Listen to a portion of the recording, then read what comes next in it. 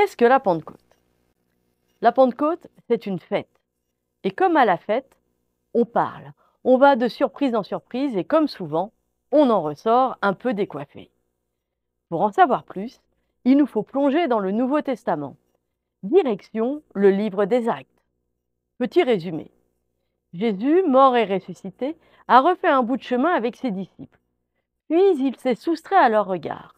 Et on nous dit, il a été enlevé pour le ciel. Le jour de Pentecôte, on nous raconte que les disciples sont rassemblés et arrive un bruit comme celui d'un violent coup de vent, et leur apparurent comme des langues de feu.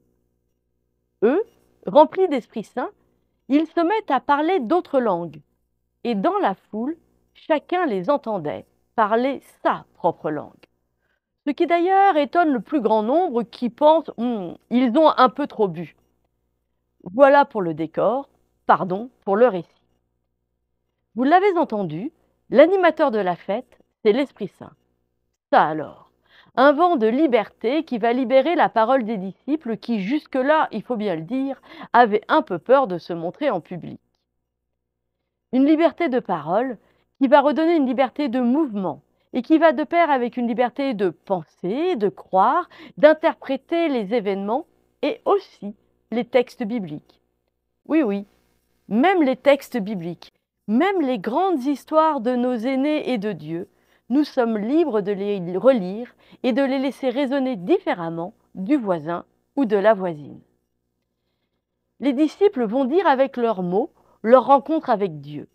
Bienvenue à l'expression personnelle de la foi, de la relation à Dieu. La Pentecôte est entrée dans le témoignage. Pierre, Jacques, Marie et les autres disent ce qui est essentiel dans leur foi, avec leurs tripes, comme Jésus l'avait fait avant et comme il leur avait appris. C'est la parole de Dieu qui vient habiter les discussions. Ça parle fort, ça parle juste, ça s'entend. C'est addictif une fête. On a envie d'en être. Alors celles et ceux qui sont dehors entendent, s'approchent, les oreilles se tendent et ça leur parle. Ils et elles entendent les phrases de leur vie, les intonations de leurs attentes et les accents de leur partage. Tiens, Dieu est présent pour chacun et chacune. Tiens, il nous parle, il me parle, il te parle.